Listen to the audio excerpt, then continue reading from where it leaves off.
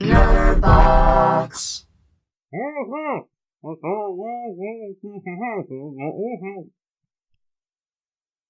hear you. Mask. No. Take it down. What? We can't hear you. But we're supposed to be in quarantine, remember? Half the house is in quarantine. We're in a locked room together, and we're both vaccinated. Oh, okay. Yeah, it's been a long week, so, we're in quarantine because there's a COVID outbreak in our house. Just one kid, so. But, we're back! Long week! And we have a few movies that we're going to record today, and we're going to share them with you throughout the week. And the first one we're going to review is In the Earth, which is a movie about a pandemic. Shocker.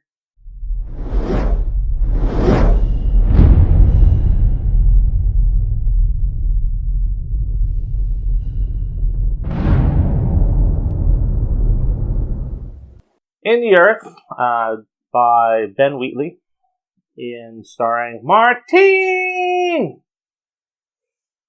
who is... It's Martin. Oh, no, it's Martine! No, that's reserved for Fluffy, and you're not him. Yeah, but you... It is about Martin, played by Joel Fry, who is looking for his girlfriend, who's been missing for 6 months, Dr. Wendell. That's it. Dr. Wendell. And he sets out to find this outpost in the woods, and because it's a pandemic, when he arrives, he's greeted by somebody in a hazmat suit who sprays him down, does the whole Q-tip up the nose, takes his temperature, and makes him quarantine for a few days in a room. When he's good and safe to go outside, we meet Alma, who is played by Ellora Toshiba. That's a computer and like a TV. Oh, well, alright, you take the names away. So, Alma, who's his guide, his wood guide. His wood guide. Okay, let's not go there. Is played by Ellora Torchia, and his girlfriend, who's MIA for 6 months. Dr. Wendell is played by Hayley Squires. And then there is Zach, played by Reece Shearsmith, and we'll get to him. So, as I mentioned, he's at the cabin in the woods, essentially, and he and Alma set out to look for Dr. Wendell, and they go to set up camp the first night, and they're building a tent, and poor Martin, this lovable goof that's like 8 foot tall, I think, he can't figure out how to set up his tent, and Alma has it done within like 3 minutes. They go out a second day, no luck finding her, so they take camp on the second night, but they are attacked by this mysterious light. Yes, a light attacks them. So they're in the tent, and all you see is this light bashing around the outside of the tent. And next morning when they wake up, they find that their shoes are gone. And they're bloodied and bruised. From a flashlight. Yeah. Could happen. Right flashlight. So they begin their trek through the woods with no shoes on when good old lovable Martine, he cuts his foot wide open on a rock. And boy, did he hurt himself. Hey, go big or go home. Yeah. This big on like a 18-inch foot. Yeah, it was really gross. It was gnarly. It was like flapping. Yeah. Good special effects, though. Yeah. Now, he's got his stick, he's got his makeshift bandage, and they're trekking through the woods, and they come along some guy, hippie, sitting, facing out in the distance. Just sitting there, Indian style. Hopefully we can still say Indian style. I don't know. Cross-legged. And he's just looking off in the distance, and they're like, wow, who's that? What is that? And then the guy turns around, and he slowly approaches them in the most awkward up-close shot ever. It's like, I saw that you cut your foot, but he was facing the other way. I don't know how. He did. And he's like, I think I have some shoes for you since you're missing shoes. For both of them. He takes them back to what I would call Tent City. Bunch of tarps hung up from trees. He's got the whole 9 yards. Like, he has like a living room and a bedroom. Dude even has a dark room. That's pretty sick. He takes them back there, he sits them down, he looks at Martin's foot, and he's like, oh, I can fix this, I'll take care of this. He gets out some yarn. Yes. Yarn. Wool yarn. and a needle, and he stitches it up. Maybe like 4 pieces of thread through his foot. Yeah, for a cut that, a gash, we're talking this big. Yep. And he did the best he could. Yeah, he did. And then he goes to the back and he's like, oh, here's your shoes. And guess what? They fit. Both of them. But it's not their shoes. Yeah, I thought that's where that was going. I really thought it was going to be their shoes. But I guess, can't really get too weird too quick. Mm-hmm. As the story progresses, he's like, oh, you're hungry? Let me make you some food. Let me make you some drinks. And they're like, yeah, we're hungry. We'll eat whatever you make. We'll eat whatever you drink. You serve us. We're fine with that. Like, the social distancing, tossed right out the door. Yeah. So he makes them food. He makes them drinks. And he drugged them. He did. The soup was forestry. So I'm assuming he just fed them like branches and leaves. But he made some kind of a drink.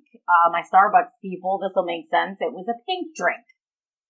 That's what it looks like, a Starbucks pink drink. Is this the prequel to the last review we did? They had the blue drink, and now we're talking about the we had the pink blue drink, and now we got the pink drink. Only I don't think Starbucks puts in it whatever he put in this. They drink it, and it's like, oh man, I'm feeling woozy. And Martin, man, like a tree cut down, he hits that ground hard. A loud thud. He's a big guy. He's tall. Yeah, he is tall. I think he's Bigfoot. What we find out, though, is Zach is into photography. Yeah. Oh, by the way, he didn't introduce the hippie. That's Zach. Oh, yeah. She said it in the beginning. You should be following. No, I said we would get to him. Okay. You should be following. That's the him. Now, so essentially, he's in photography. He drags them out, dresses them up in these white gowns made of tarps. Yes. Stick crowns, stick other places, and rose petal eyes. And he lays on the ground with them, and he starts taking pictures, like posing all weird and stuff like that. So at that point, he cuts them too. Yes. In like one spot. No, he doesn't cut them. He cuts one person. Oh, that's right. That's right. Poor Martin. Poor lovable Martin getting abused. And I'm starting to like it. Cuts him right down his wrist and shoves a bunch of branches and rocks in his arm for some damn reason. I don't know. But we're going to kind of get there. Hippies. Yep, hippies. Tree huggers. Takes his pictures. He ties them back up in the chairs. They come to. And they're like, what the hell is going on? What did you do to us? Just let us go. And Martin's complaining about his foot because that's what Martin cares about. Because he's a big, lovable, dumb guy. And so, Zach goes over, checks his foot. It's like, oh, man, we're going to have to amputate. He looks like it's infected. And they start pleading. It's like, oh, well, let's go to the hospital. And he's like, nah, that's 26, 30 miles away. We don't have time to get there. That has to come off. And probably the coolest scene of the entire movie, because it trumps the other cool scene that comes up, and we'll talk about why. But he takes out an axe, and I think we're really going to get a great antagonist here. And he starts swinging that axe like he's playing the knife game with fingers, but with toes and an axe. And he keeps missing because they're pleading with him. It's like, oh, well, don't do it. And he's like, oh my God, you made me miss because you're talking. Let me concentrate. I'm going to cut more things off that I shouldn't be cutting off. He eventually cuts off 2 of his toes, and then Martin passes out again. Oh, yeah. I'm starting. There's characters that you root to get hurt, and this is definitely one of those characters. He just deserved it at this point. Yes, he did. For complaining and being stupid. The next day, and Zach is trying to figure out what he's going to do with everybody, and he's like, you know what, I'm just going to have to off you guys. And he's mixing some stuff, drugs up to drug them again, when they notice that he drops a little knife on the floor next to them. How convenient. And he undoes Martin, who's in a weakened state, drags him outside, leaving Alma alone to fall over in a chair, typical movie style, get the knife and free yourself. A fight ensues. Alma decides that she's going to take on Zach. Mm-hmm.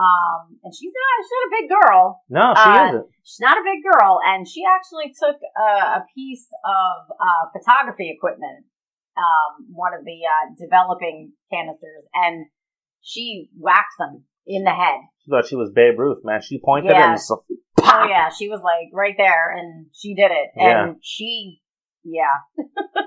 busted him open. Yes. I mean, like we talked about the flapping of the skin on the foot, same thing on the head. On the head. And if you know anything about head injuries, the blood, it just was like every time he would talk, it would pump. Yes, it was cool. So we have Alma and we have Martin. They flee through the woods. Zach goes and grabs his long axe, and he is trenching through the woods after them. And I don't know if they didn't have a sound guard or something like that, but he is swinging his axe at the leaves, and we hear sword sounds. Yeah. Actual sword sounds cutting through little strands of grass. Yes. And that's supposed to be the axe. Not the first time I was distracted in this movie, but my God. So, he is trucking through the woods after them, and he's yelling out Martin's name. Martin! He was just saying Martin, but like kind of like in a sing-songy way. I'm not sure why. Alma, he couldn't find at that point. She'd kind of like taken off on her own. Yep, the sun She was like, fuck Martin. The sun has set, and they end up in an outside rave. Yeah. Yep. Lights. And big-ass speakers tied to trees.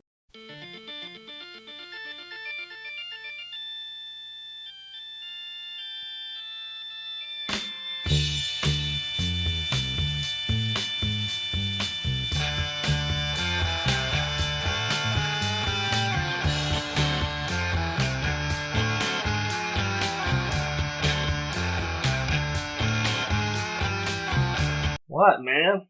We're back. Oh. Yeah. Tripping balls there. Had a major psychedelic moment in the movie. Completely changed the entire scene. And at the end of that scene, poor little Zach there, he stumbles, falls back against a tree, slides down it, and he just whispers, Martin. And at that point, I'm like, whew, this movie's over. Let's go. And it really just felt like that was the end of it. Oh, and just an FYI, there is a warning for anyone who may have a seizure disorder. Yeah.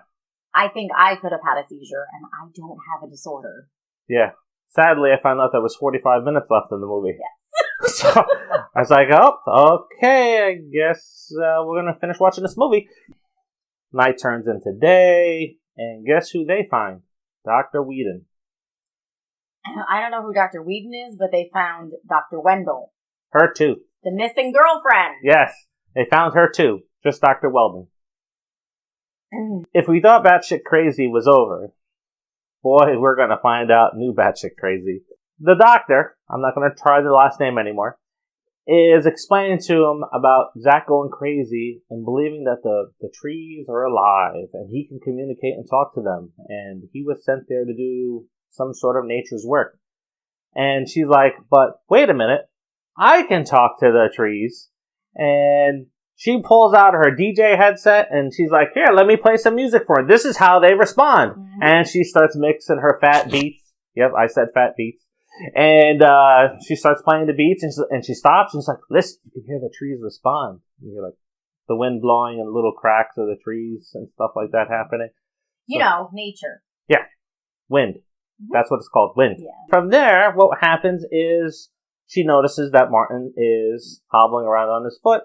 She takes a look at it and she's like, oh boy, that cut's bad and it's still open. We're going to have to cauterize it. And right away, Alma, the smartest one in the entire movie, goes, well, let's go to a hospital. And same response. No time for that. It's too far away. Too far away. So she gets out the blowtorch. Mm-hmm. She gets out the blowtorch, heats up a knife, and she puts it on his toes and his foot. I felt it. Yep. And good old Martin, he went down and I chuckled. Down it's like funny. A big sack of potatoes. Because sometimes when things are so bad, you just gotta root for people to get hurt. And I'm glad it was him. He comes to, and guess who shows up? The hippie. Yep, Zach is shown up, and it's like, and the doctor's like, oh, wait, don't panic. I'll go talk to him. So she goes out and comes back and is like, all right, he just wants to talk. And we'll talk to him tomorrow. So Alma's like, oh, man, we got to get the hell out of here. And they sleep on it for some damn reason. They wake up the next day to find out that the doctor's missing. So now that's causing a little bit of a panic. And they get ready to leave. And then the doctor shows up out of nowhere. She was off talking to the trees and stuff. Yeah, a giant stone with a hole in it, too. Yeah. She was talking to. And Alma's explaining to them that they gotta leave. They can't stay there no more. Zach's crazy. They don't want to deal with him. And she's like, oh, you can't. The woods won't let you leave. And Alma's like, I ain't hearing none of that stuff. I ain't crazy. And she puts on a hazmat suit. Yeah. They tie a rope around her waist and they send her out into the unknown.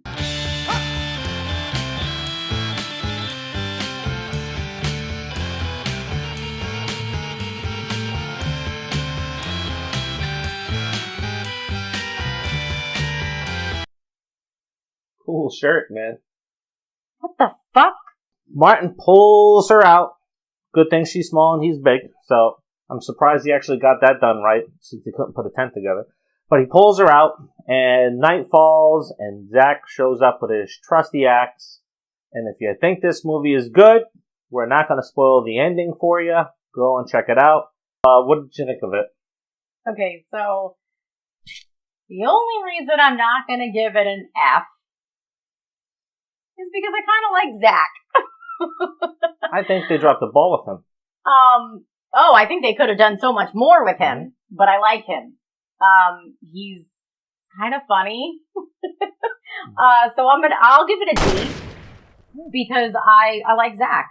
I know he's the bad guy, but hey, if it works. Yeah, the bad guys are the best. My rating is WTF. That's right, because I was saying what the fuck most of the time watching this movie. But really, if I have to give it a grade, it is, having come away from it now for 2 weeks and letting it settle in, I'm going to give it a D-. Yep. I think it'll probably have a cult following. Some people that left the movie theaters with us were talking about how great it was. Now, the only big complaint I really have on this movie, other than its psychedelics and all this nonsense, was that I don't know if they could afford a cameraman in this movie, because throughout the entire movie, it's like, are we a movie or are we a found footage film? Yep. Because when they're walking around, it's like, So that was another thing it had in common with the Blair Witch. It had that whole like shaky cam thing going on, but it shouldn't have, because they were the only two that were traveling through the woods. They didn't have a cameraman with them that we know of. Yes. My now 12-year-old daughter last year could hold the camera right for an hour and not shake her hand. I mean, get an 11-year-old kid. Figure out what the hell this movie is about. Are you insane? For movies like this. Okay, you're spilling. Thank God for rum. And flasks. And nobody checking my pocket. Yeah, we'll see you on the next episode. Peace. Like, subscribe, follow. Martine!